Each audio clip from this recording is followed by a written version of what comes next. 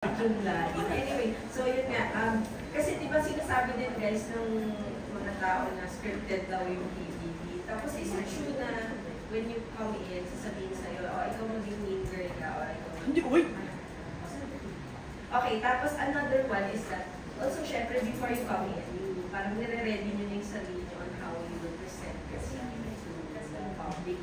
Nag-iiba ba siya when you go in? Tapos so, yun nga, pointers para dun sa mga papasok na house. Ngayon, nakita mo lang, isang yung cheesy, isa tsaka itong pointers kung paano maganda i-present yung sarili mo in public. Or conscious ba kayo doon when you go inside? Okay, let's do the first question. Yes, sa una na. So every year talaga, pag nag-audition pa lang, sinasabi na scripted na, meron mga pelina, bakit nagpapa-audition pa, meron naman talaga. That is not true. Has never been true. Any season talaga dumadaan sa audition lahat ng nakita nyo sa loob ng bahay. Except for celebrity edition kasi ibang proseso yun. And then dun sa sasabihan ka na parang, oh, mean girl na ganyan. Walang ganon at all. Walang instructions. Ugali mo talaga yun. Ako Hindi kasi sinabi na wala din na beautiful girl daw. Hindi kasi sa batch namin, yung kaibigan namin din si Princess, hindi naman niya in-expect din. Alam naman niya na nag-audition siya pero nagalit siya bakit daw sa loob ng bahay ni Kuya parang they're English kaya mo yan.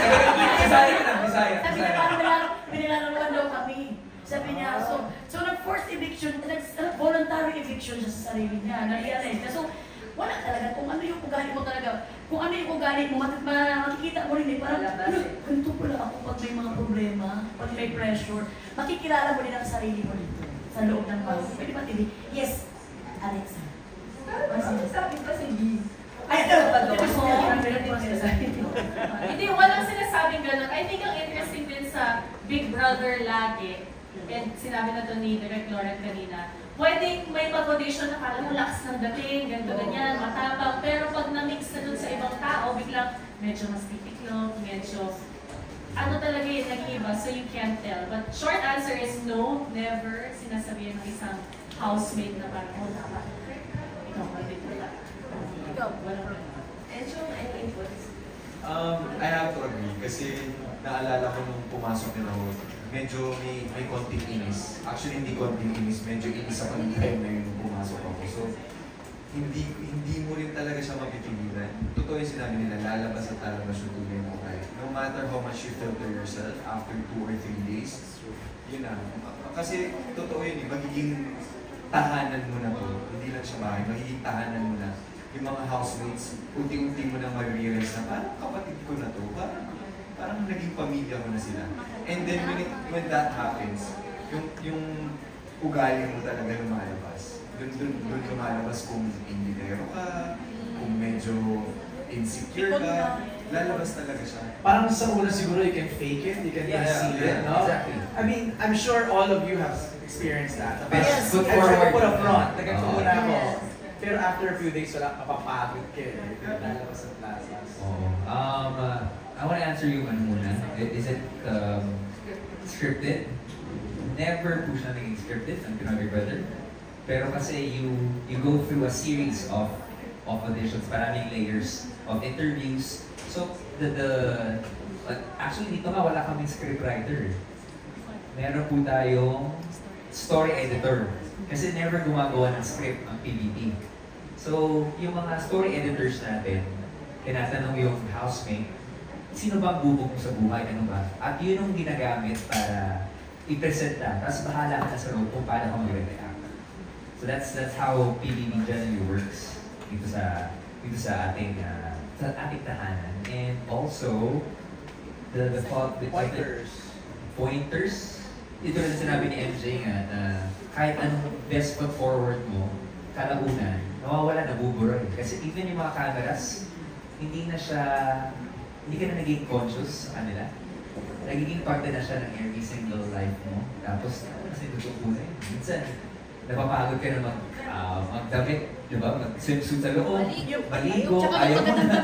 Magandang damit. Minsan, pinapagod yung mga unang araw, nag-makeup ka pa. Tapos mga succeeding days, sasabihin ni Kuya, uy, gusto ko lang i-remind kayo TV show pa rin to So, yun. Oo. Ikaw, ilang beses ka sinabihan na mag-makeup ka? Araw-araw, sinabihan ko na, napapanood kayo sikat to na ba? Kasi mukha lang talagang buwan. So, talaga, siguro iniisip nila siguro na scripted dahil may mga papel. Siguro, yung alam mo naman yung mga tao kung makaisip sila, dahil may scripted ba? Yung mga theory nila na wala naman ito, wala doon. Pero hindi yun. Ilalagay kasi nila sa papel yung mga task. Yung mga task ngayon ang parang magsisilbing script para ma-trigger yung emosyon ng tao. Emosyon ng housemate kung saan siya dadalhin doon sa emosyon niya. So yun ang hindi talaga scripted dito. Kung scripted kami ni Jesus, makadalawa ba kami anak? Ang dami, drama kami. Ano ba kami dito? Ano na yung scripted pa rin pala? Iba pangalan mo, Stella Mela sa anak mo. Alam po, I really agree po na hindi po siya scripted.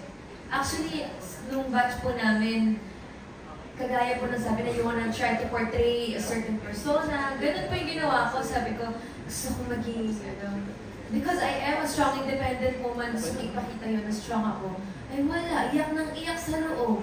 So parang magiging vulnerable ka rin po talaga. Parang lalabas talaga yung all sides of you sa loob ng bahay. Maybe because you're triggered or because hindi mo toong nararamdaman mo.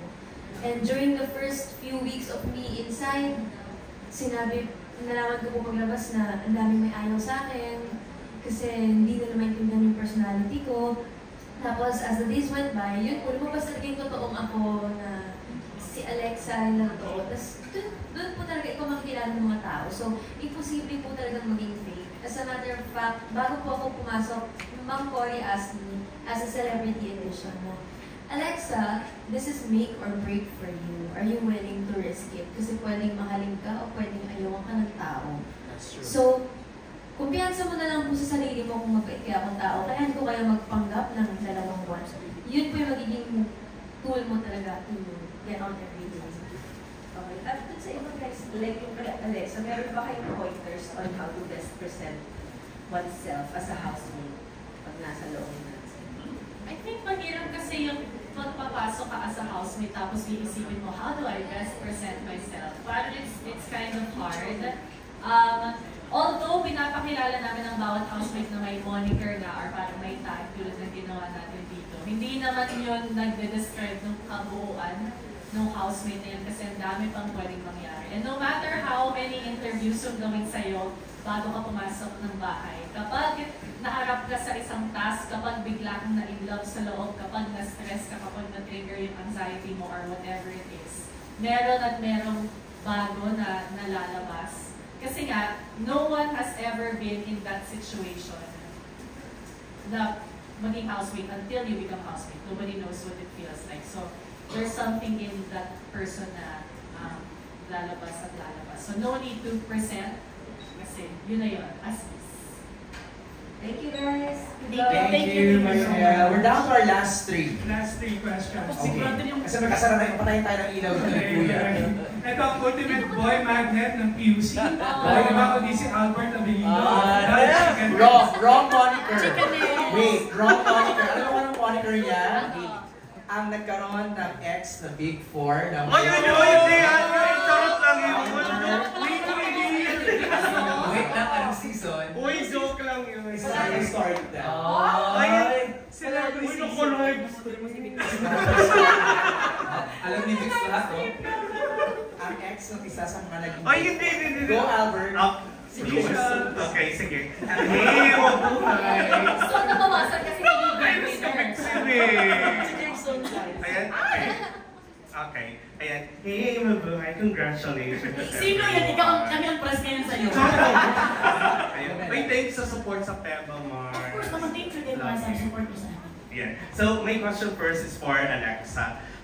In what ways yung pagpasok mo sa house and then yung life mo after BBB, yung that transition challenge your authenticity, especially with your relationship with KD, and throughout your showbiz journey, how is it for you upholding your true self? Sa totoo lang po, PBB, I mean the experience of being a housemate, it opened me up in so many ways that I can't even begin to enumerate. Naging open po ako bilang, I I mean, as a person, yung personality ko, dahil I'm very, I have very high walls. I used to have very high walls. Pero, being a housemate taught me kung paano makisama sa iba't ibang klaseng tao na hindi ko piniling makasama. Tinuruan ako kung paano mag-react in different situations, under stress, under pressure, how to handle myself with grace still. And yeah, so with that, I'm very thankful na naging housemate ako. I'm very happy. It taught me so many things. Na nagagamit ko rin po bilang artista, bilang celebrity. And it also brought me to KD. So I'm balls. What was the other question? How did you manage to become true in this kind of business? Alam niyo rin po, it also, I'm very blessed. It opened me also to other people. Ang daming nakakilala sa akin, ang daming nagmahal sa akin after, na hanggang ngayon ay nandiyan na sumusuporta sa akin. I'm very blessed to have known them, and that's all because of Pinoy Big Brother. How do I handle? I don't think there's a specific formula. I just do what my gut tells me, what my heart tells me. And tinuruan din mo ako magkaroon ng boundaries ng BBB. Sa totoo lang po. Not just being inside, but the experience after. Yung paglabas mo na parang bagong tao ka ulit, may phone ka na ulit, there's social media, many opinions around you, bombarding you every day. After being without it for a couple months, nakakapanibago. So sobrang laki po ng growth ko after. I believe. I would like to say. And yun po, with my career naman, I am where I am today because of PBB also. Malaking boost in my career, I would say. I've been working hard since I was a kid, but no doubt, and I will not deny, how PBB has helped me, not fast track, but get a few steps ahead of where I would love to be, or where I would want to be. And Thank you, congrats. thank you. Thank you. And then yung last na lang for Ma'am Shimera. Yan. For someone who's very busy, madaming projects, ganyan, do you still believe in overexposure or natatakot ka ba ma-overexpose yung sarili mo? Of course, I truly believe in that. And because of that, I'm now signing on. Hindi, totoo talaga yan. Totoo talaga yung overexposure. Kasi minsan, parang mauutak na yung mga tao sa'yo, magsasawa na yung mga tao sa'yo. Pero siyempre, ano bang magagawa ko dahil may blessing man tayo sa Pinoy Big Brother at saka itong ating kuan-kuan. Pero itong kuan-kuan naman is once a week lang ito every Tuesday. And then, itong Pinoy Big Brother naman is every Saturday lang ito and every Sunday. Weekends ka. Yes, weekends lang ako sa... Ngayon lang ako sa Star Hunt lang ako mag-one week every day. So, I not really believe na yung really believe na itong season, baka itong week lang ito much overexposure ako. Pero, inhale-exhale lang siguro kayo muna. Dahil talagang, salamat naman din at talagang, pero, tapos na yung sana. Pero Mars, ikaw ba parang in an effort na parang hindi magsawa sa yung tao? Parang how do you manage to be not predictable pero familiar pa rin kami sa Melay na gusto na? Ako, I manage it because sometimes I have a manager. Ako talaga, mahirap talaga maging overexposure, mahirap talaga. Pero, mas mahirap mo wala ng pera. Tama.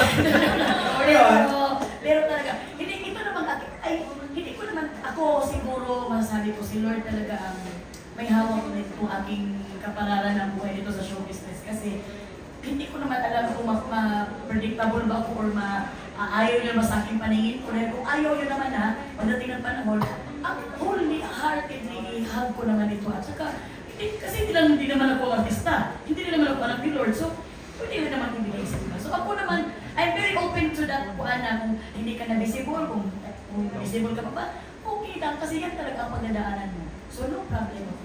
Love ka namin ba? Hindi pwedeng mawawala ka. Why everyone loves Melay kasi she's never predictable. Happy birthday. Happy birthday. Kung ito pinabig brother to the elemento. Thank you. Ano lang, it's her season. Yeah. Season 7. Sige na. Thank you, Albert.